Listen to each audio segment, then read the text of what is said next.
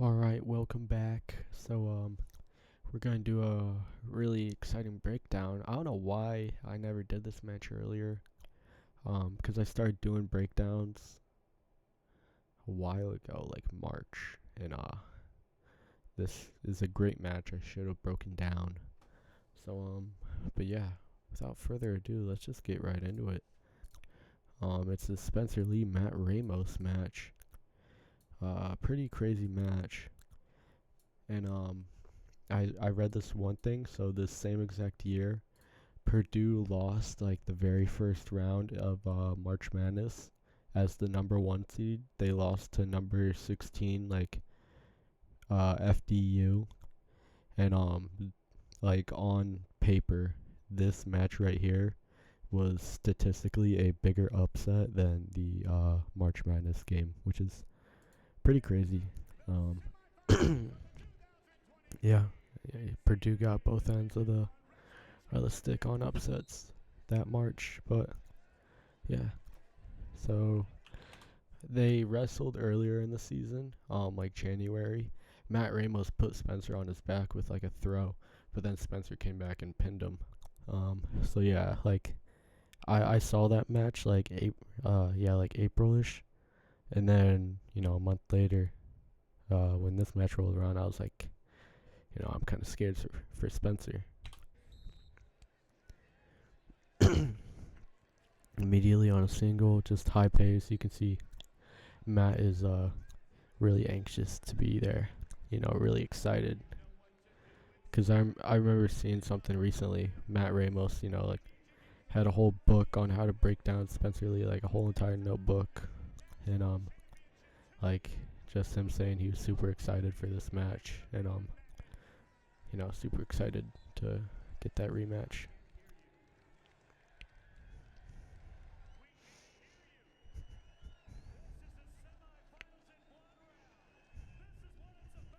You can see Spencer's just very heavy with his hands.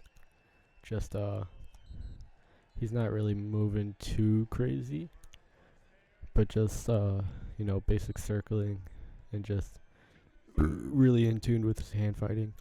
And you can see Matt is like really moving a bunch, up and down, faking a lot. And we see Spencer try to negate that with the hand fighting, and Spencer's been getting a little bit of that front headlock and just snapping Matt's head down and posting on it, which is a nice little counter to people who do a bunch. So we've been seeing Matt do a lot of faking in this match so far. Like a minute in, Matt has been doing a ton of faking, and so it got him right into that double. And Spencer has an underhook, and I think no, he doesn't have anything on that hand. But Matt was able to get that leg up, and Spencer kind of got dropped on that one. Used the underhook to try and punch him over. He's now back on his back, circled over, bellied out. Huge takedown, working the head lever.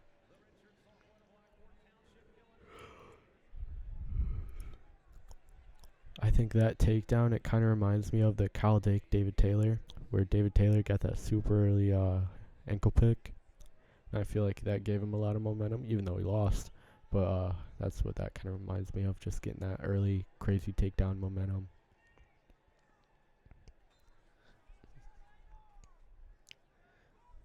Spencer's, just staying heavy, just keeping himself in there with the hand fighting.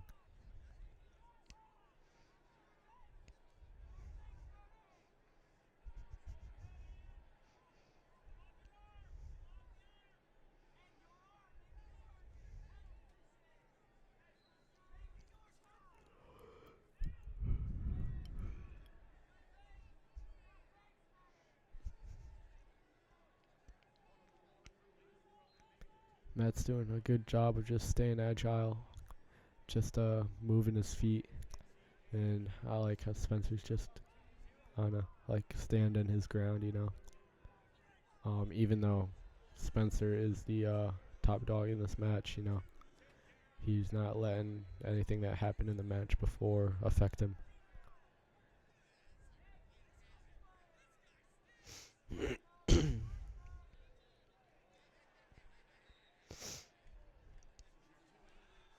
crazy. What do you even have? Oh, he almost had a cement mixer with that underhook in the chin. If he would have just been able to kind of cinch it tighter.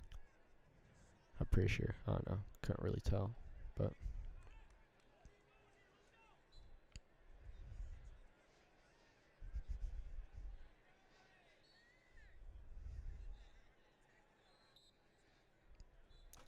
now Spencer goes on top, be able to work his top stuff.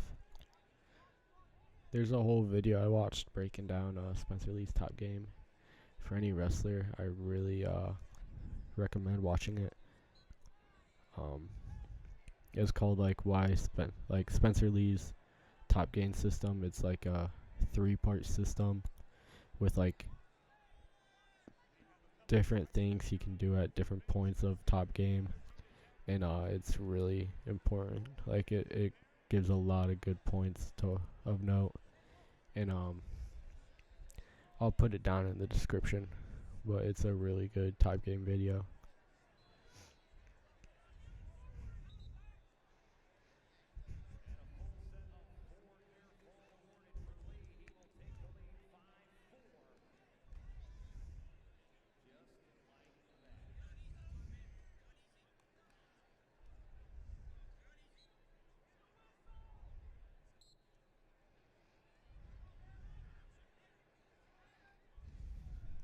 Granby, right to his feet, fighting hands.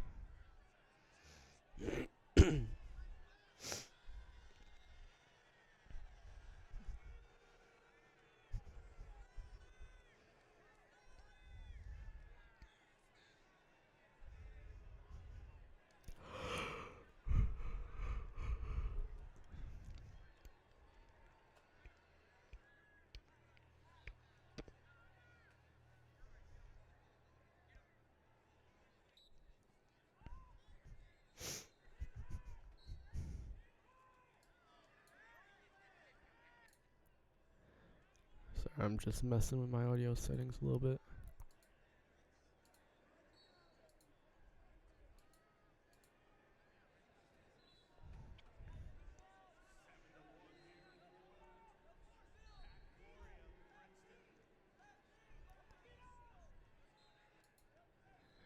But Spencer's just working. So what he does right here is he uses this knee. It kind of blocking Matt's knee right here, and he either tries to use his head, get that head lever, and either chop this arm down, or he brings his arm and grabs his tricep and pushes it out, and it works on flattening them. Right there, you see he gets that, and he uses that knee to block, and he pushes them out.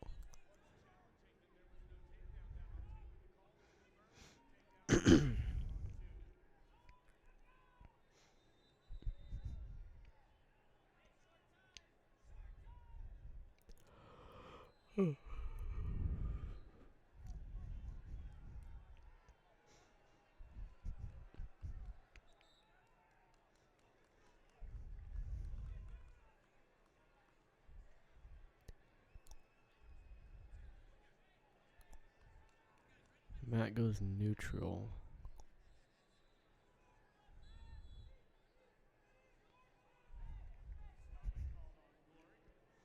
Two minutes left.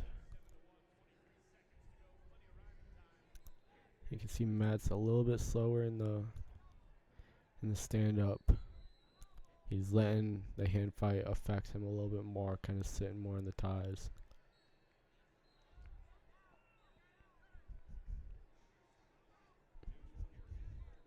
But I'd assume you'd be tired after a whole minute, whole period on bottom of Spencer Lee.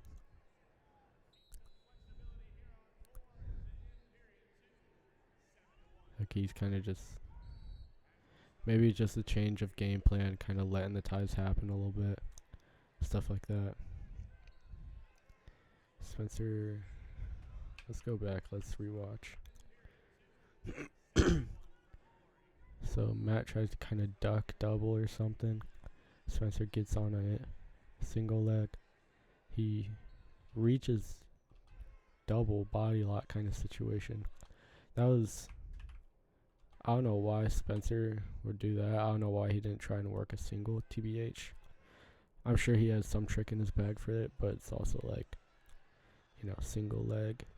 He gets in a weird position here. Needs to shelf the single. Or he might be able to kind of cinch him back. Let's see, I don't know what he expects to get with that body lock. Besides that, but they went out of bounds.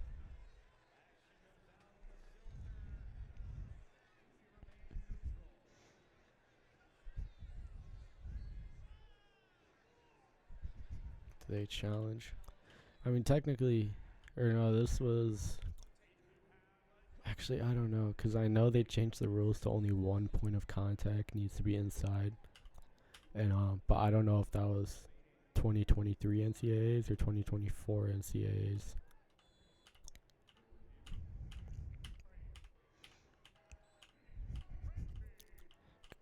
And I know he didn't get the call, obviously, because of what happens later in the match.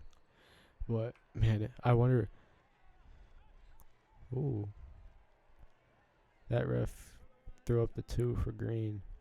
But then screen said otherwise. Now they're... I wonder, what would happen if Spencer got that takedown. If he would have been that 7 or 4 timer. Matt gets a Granby, escapes. They get here. Alright, let's check out what's happening. So Spencer's down on his knees. He has one arm around Matt's hip and waist. I'm assuming he has an overhook on that side. And Spencer's grabbing this tricep, cinching it.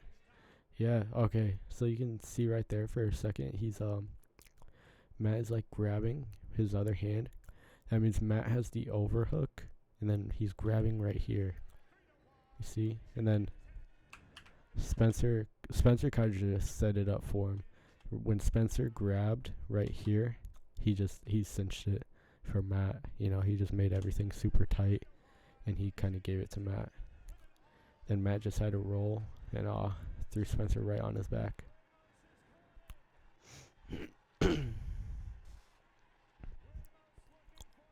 Which is pretty crazy.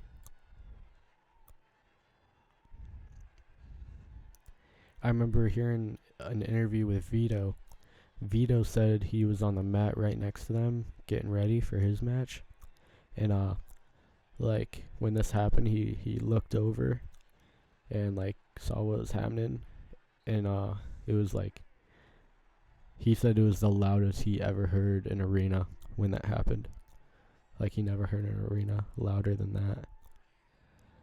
But that's really insane what happened. It's unfortunate for Spencer, because it's Spencer Lee. Everyone loves Spencer Lee. Hard guy to hate. But yeah, props to Matt, and just staying persistent even in that end time. He went down. Spencer had that takedown on him or whatever happened there.